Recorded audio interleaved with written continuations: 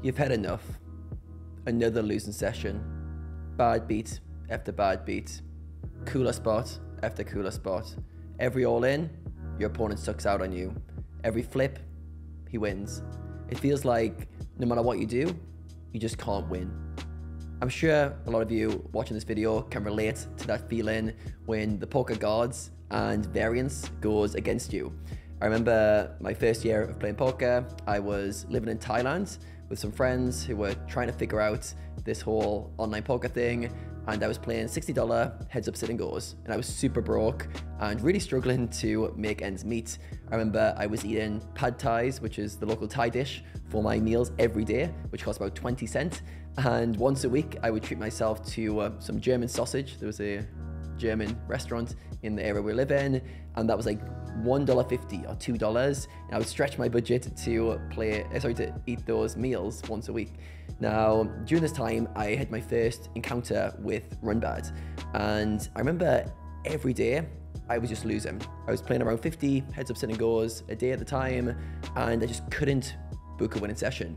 I remember every all in, I was just waiting for my opponent to hit his run out. I remember every flip, it was almost like I was drawing dead. And I remember getting to the point where I was like, I just can't win. There's just nothing I can do to win. There was one particularly bad day at the end of this kind of stretch where I lost 10 buy-ins in a session. It wasn't quite 10 buy-ins in a row, but it was 10 buy-ins in that day. And I remember being completely disheartened and thinking, enough's enough. I'm done with this game. I can't figure out how to win. And I went to speak to my housemates, and I was freaking out, and I was just telling them, like, look, like, this is a joke. I can't win. And they said to me something very, very simple, but also very solid advice. They said, just keep playing. And I remember saying, are you hearing me? Are you hearing me correctly? I can't win. I just can't beat the games. I just keep losing. And they said, okay, well, what's your EV like? And I was like, my EV? My EV is fine. I'm positive, but I just lose every flip, every all in, I just lose. And they were saying, well, if your EV is good, just keep playing through it. And at the time, this was great advice. And I remember just reluctantly walking away going, all right, I'll just play through it and hope it works out. It was still a tough patch. I remember maybe another 4 or 5 days in particular were really bad variance. But at some points, I came out the other side, and it was one of those things where you look back and it was like, oh, actually, it wasn't that big of a deal. Then a few years later, I became quite a high volume player. I went for Supernova Elite volume for 3 years in a row. I think it was 2014 to 2016. And I was playing in my kind of peak volume, 66,000 heads up sit and goes a year. And with that volume, I remember not like the switch over, but at that point, I really didn't think about variance. And this is really interesting. It was around this time where there's some MTT players who I met up with in Thailand, I think it was at the time. And we were asking each other about some like hypothetical situations. And we said to the MTT players, there was two of us were heads up single players and 2 of us were MTT players. And we asked, would you rather be lucky, but not very good at poker? Or would you rather be very good at poker, but unlucky? And I remember the MTT players both instantly went, lucky. I want to be lucky.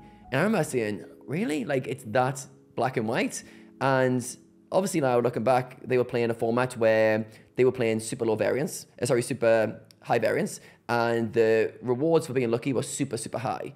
On the flip side, I was playing a different game where I was pumping loads and loads of volume with a kind of small win rate, and variance didn't really matter too much. It did to some degree. Obviously, you could run 100 buy-ins under EV, but the amount of volume you were pumping out, you almost become not immune to variance, but you smoothened out variance, which takes me to the main lesson I want to get across in this video. And this came to me from an Alex Hormozi video. If you guys watch his YouTube channel, he's a business guru, but a really straight talker. He's got a lot of wise words. And in one of his recent videos, he said, volume beats luck.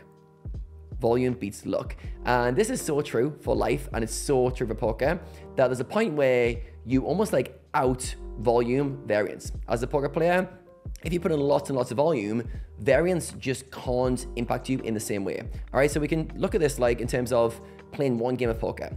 Let's say it's Phil Ivey playing a live game against an absolute whale, worst player you can imagine.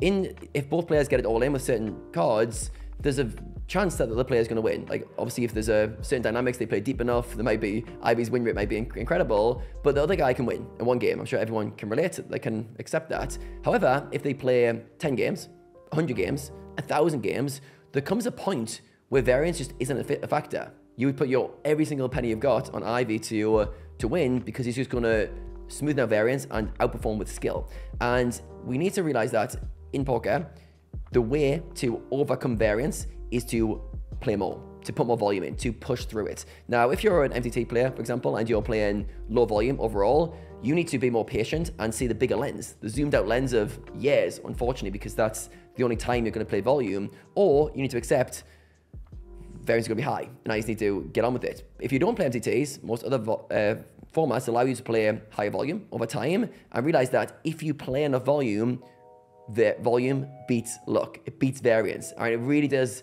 hammers home this fact that if we want to override something that is almost like impossible at times, I know when variance is against you, it almost feels like you're hopeless. Everything is out of your control and there's nothing I can do. So in those moments when things are really challenging, you need to remind yourself, volume beats luck. Volume beats variance. So if I can just find a way to keep going, to be resilient, to keep showing up over and over and over again, at some point, I will get the results I deserve. At some point, I will have a good graph, because variance can't survive. So another way to think about this is variance thrives in short samples. All right, small samples, single figures, 1 game through to 100 games, variance thrives. It's at its peak. However, variance completely gets eradicated or gets completely nullified in high volume. In high volume scenarios, variance becomes outliers. Like 1 or 2 extreme people might run bad over their whole careers playing super high volume. But for most people, variance gets really nullified at high volumes. So any of you guys watching this who are struggling with this, really try to hammer home that if I can find a way to keep going and to continue to put in volume, variance cannot stop me. Variance will not stop me, because I will find a way to push through this. This reminded me today in the gym, just got back from a gym session, and there was this massive guy on the bench press next to me, and he was bench pressing, I think it was 150 kilos, and he was just pumping out reps like it was just a bar. And there's 2 guys next to him, 2 like younger guys, and they were like, wow, you're so strong. And I remember myself, I was thinking, I wonder how many reps, bench press reps, that guy has done. And I was thinking in my head, I was like, okay, it's definitely more than a few thousand. It's probably definitely more than 10,000. It's probably in the tens of thousands, which is quite a wild number of reps to do. And I was thinking, the same thing applies. Variance beats luck. Variance beats genetics. Variance beats, if you continue to show up and continue to put the work in over and over again, you will get the result, all right? Sometimes it's really frustrating. Sometimes it takes months, years, even longer to get the result you want. But if you find a way to over and over show up, put the volume in, get those reps in, variance can't stop you. So get to work.